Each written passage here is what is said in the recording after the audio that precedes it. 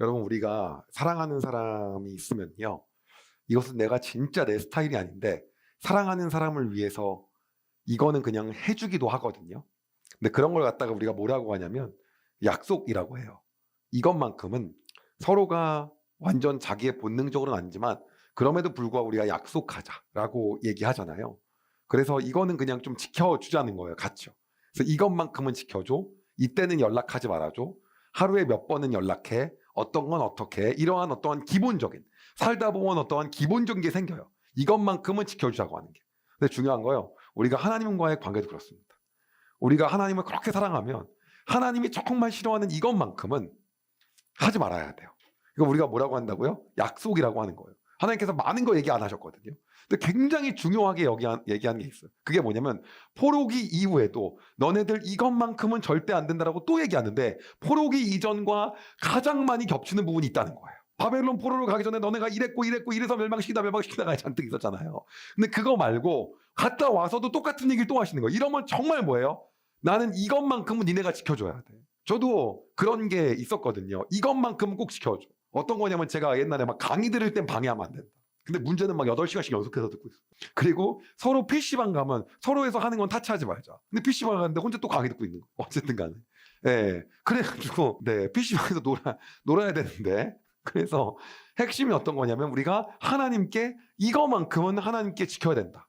그걸 약속이라고 하고 우리가 그렇게 가야 되는 게 있는 거죠. 그럼 그게 이제 어떤 거냐? 그 부분에 대해서 오늘 얘기를 좀 하려고 합니다. 성전을 재건한 이후에요. 재건하기 시작합니다. 성전을 막 이제 재건해서 학개 선지자에 의해서 다시 중단되었던 성전이 막 재건된 이후에 스가랴 선지자도 막 예언을 하고 그러잖아요. 근데 하나님께서 스가랴에게 8가지 환상을 보여주시고, 그리고 대제사장 예수아인 여호수아를 통해서 예수 그리스도가 다시 오심에 대해서도 이야기를 하셨어요. 그리고 나서 그로부터 2년이라는 시간이 지납니다. 시간이 지나고요, 하나님이 스가랴에게 다시 한번 말씀하세요. 어떤 거냐면 당시에 이런 게 있었어요. 여기 이제 이렇게 생긴 걸 갖다가 이제 이스라엘이라고 하겠습니다. 바벨론 포로에서 와가지고요, 이 이스라엘 백성이 지난 70년 동안 보니까요 하고 있던 게 있었던 거예요. 어떤 걸 했냐면요, 금식을 했어요. 그럼 금식을 왜 했냐면요, 기억하기 위해서 한 거예요. 그럼 뭘 기억하기로 하기로 했냐? 바벨론에 의해서 이 예루살렘이, 이스라엘이 멸망한 날을 갖다가 기억하는 거예요. 그러니까 여기서 막 금식이 이루어지는 거예요. 그리고 나서 이제 뭡니까? 딱 갔다 와서 다시 여기다가 뭘 줘요? 성전을 지려고 하는데 이 주변에 애들이 방해를 해갖고 몇 년 동안, 16에서 17년 동안 멈췄어요. 멈췄다가 학개 선지자하고 지금 누구 때문에? 스가랴 선지자를 다시 짓습니다. 다시 짓고 있는 마당이기 때문에 이로부터 시간이 어떻게 해요? 2년이나 시간이 흐르는 거예요. 지나다 보니까 이제 어떤 내용이 나오냐면 성전도 다시 지금 지어지고 있는데 이제는 굳이 금식이란 걸 해야 되나? 라고 해서 우리 계속 지난 70년간 해왔는데 계속 금식해야 돼요? 라고 물어봐요. 이제 그 장면이 나옵니다. 혹시 성경 통독하셨을 때 기억납니까, 이 장면? 대부분 안 나실 겁니다. 그래서 이 장면부터 이제 한번 시작을 해보도록 하겠습니다. 스가랴 7장 3절 후반부입니다.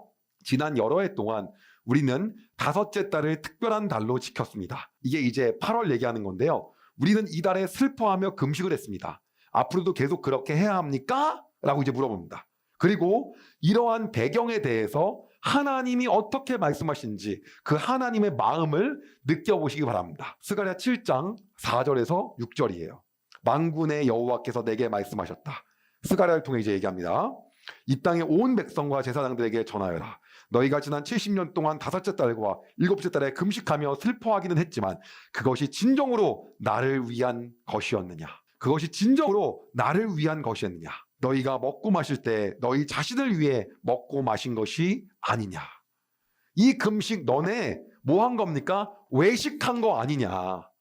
예수님 다시 오셔서 바리새인들한테 했던 말씀 똑같이 하시는 거예요. 이거 과연 이 안에 너네의 진정성이 있었니? 너네 안에 어떠한 진심이 있었니? 신령과 진정이었니? 근데 이거가 나오잖아요. 진심이었니라고 하면요, 이때 꼭 붙는 게 있습니다. 바로 그게 어떤 겁니까? 거기서가 나오는 게 바로 정직이에요. 너네 진짜 정직했니? 이거를 얘기하는 거예요. 이게 뭐예요? 예수님이 다시 오셔서 계속 얘기한 거잖아요. 유태인들한테요. 그 얘기를 하나님께서 말씀하시는 거예요. 결국 이걸 통해서 우리가 하나님의 성품을 알 수 있죠. 하나님 굉장히 중요하게 여기는 게 어떤 겁니까? 네, 동기요. 동기가 어땠냐? 그 동기 자체가 어땠는지를 되게 중요하게 보시는 거예요. 그리고 이거 정직 얘기하잖아요. 그러니까 여기 정직 나올 때 항상 나오는 게 있어요. 여기서 이게 정의예요, 정의. 왜냐하면 이게 진정성, 진심 이게 아닐 때 벌어지는 일이 꼭 있거든요. 그때 사회 정의가 망가집니다. 이게 아니면 어떤 짓을 하냐면요, 재판할 때요, 막 돈 받고 나서 재판하고 이런 것들이 일어나는 거예요. 이 외식하는 모습하고 이거하고 연결돼 있는 거예요. 그러니까 예수님 오실 때 뭐예요? 하나님 앞에서 정직하지 않았다. 이웃 앞에서 정직하지 않았다. 하나님 사랑, 이웃 사랑이었어. 그 다음 연결되는 게 무조건 이겁니다. 그래서 이 얘기가 나오는 거예요. 종교적 예식보다 더 중요한 것이 정의이며 진짜 하나님 말씀에 순종했는지. 그러면서 하나님이 다시 리마인드를 시켜요. 네 조상들이 어떻게 했는지, 너희 조상들이 어떤 짓을 했었는지. 금식해도 됩니까? 그랬더니 하나님 갑자기 북받쳐 올라 얘기하십니다. 스가랴 7장 9절에서 14절입니다. 만군의 여호와의 말씀이다. 의롭고 올바른 재판을 하여라. 서로 사랑과 긍휼을 베풀어라. 과부와 고아와 외국인과 가난한 사람을 억누르지 마라. 다른 사람을 해칠 마음조차 품지 마라. 그러나 그들은 내 말에 복종하지 않았다. 그들은 등을 돌리고 귀를 막았다. 조상들에 대해서 하는 얘기입니다. 그들은 마음을 돌처럼 굳게 하고 나 만군의 여호와의 가르침을 들으려 하지 않았다. 내가 옛적 예언자들을 시켜서 한 말을 들으려 하지 않았다. 그래서 나 만군의 여호와가 크게 노하였다. 만군의 여호와의 말씀이다. 내가 그들을 불렀으나 그들이 들으려 하지 않았다. 그러므로 그들이 나를 불러도 내가 듣지 않겠다. 그래서 내가 그들이 알지 못하는 모든 민족 가운데로 회오리 바람처럼 흩어버렸다. 그래서 그 땅은 황폐하여 사람이 살 수 없게 되었다. 그것은 그들이 즐거움의 땅을 황폐하도록 만들었기 때문이다. 이게 뭐예요? 니네 조상들이 이렇게 했다는 거예요. 똑같죠. 그래서 이러한 일이 뭐예요? 벌어진 것이다. 그러면서 뭐라고 합니까? 다시 얘기하는 거예요. 제발 그런 척하지 말아라. 모모인 척하지 말아라. 이게 뭐랑 연결된다고요? 진정성, 진심 이게요? 예, 이게 정직과 정의랑 연결되는 거예요. 결국은요. 정직하지 못하고 정의롭지 못하게 된다는 거죠. 이렇게 이것이 무너지면 안 된다는 얘기를 하는 겁니다. 스가랴 8장 1절에서 8절입니다. 만군의 여호와께서 다시 내게 말씀하셨다. 만군의 여호와의 말씀이다. 내가 시온을 뜨겁게 사랑한다. 마치 내 속에 불 붙듯이 시온을 향한 내 사랑이 뜨겁다. 나 여호와 말한다. 내가 시온으로 돌아가겠다. 내 속마음이 이거다. 내가 예루살렘에 살겠다. 예루살렘은 진리의 성이라고 불리고 나 만군의 여호와의 산은 거룩한 산이라 불릴 것이다. 만군의 여호와의 말씀이다. 늙은 어른들이 다시 예루살렘 거리에 앉게 될 것이다. 사람마다 장수하여 지팡이를 들고 다닐 것이다. 거리에는 뛰어노는 소년과 소녀가 가득할 것이다. 만군의 여호와의 말씀이다. 그때 살아남은 사람들이 그런 일은 불가능하다고 생각하겠지만 나에게도 불가능하겠느냐? 나한테 불가능이 있겠느냐? 만군의 여호와의 말씀이다. 만군의 여호와께서 이와 같이 말씀하셨다. 내가 내 백성을 동쪽과 서쪽 나라에서 구해내겠다. 내가 그들을 예루살렘으로 데려와 살게 하겠다. 그들은 내 백성이 될 것이며 나는 그들의 성실하고 의로운 하나님이 될 것이다. 이렇게 이제 했을 때 내가 너희와 함께 할 것이고 너희와 온전히 거할 거라고 이야기한 거예요. 그리고 여기에다가 이제 이 얘기를 하면서 금식에 대한 얘기를 하니까 뭐라고 합니까? 금식 외식하지 말고 정직과 정의를 다시 회복해. 그리고 난 너희와 함께 할 것이고 너를 너무 사랑해. 완전히 너희 안에 거할 거고 그렇게 심판하지 않을 거야. 이어서 말씀하십니다. 스가랴 8장 11절에서 15절입니다. 그러나 이제 살아남은 이 백성은 내가 옛날처럼 다루지 않겠다. 나 만군의 여호와의 말이다.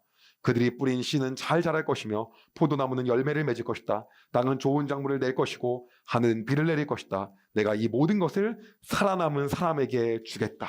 유다와 이스라엘아, 너희가 전에는 이방 가운데 저주가 되었지만 이제는 내가 너희를 구해주겠다. 너희는 복이 될 것이다. 그러므로 두려워하지 마라. 용기를 내어라. 만군의 여호와의 말씀이다. 너희 조상은 나를 노하게 만들었다. 그래서 내가 너희를 심판하기로 작정했다. 그리고 내가 돌이키지 않았다. 나 만군의 여호와의 말이다. 그러나 이제는 내가 예루살렘과 유다의 선을 행하기로 작정했다. 그러므로 두려워하지 마라.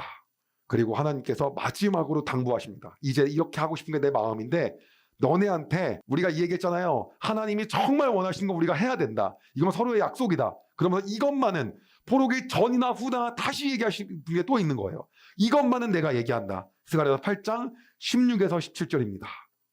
너희는 이렇게 하라. 서로 진실을 말하고 법정에서 참되고 의로운 재판을 하여라. 이웃을 해치려 하지 말고 거짓 맹세를 하지 마라. 이 모든 것은 내가 미워하는 것이다.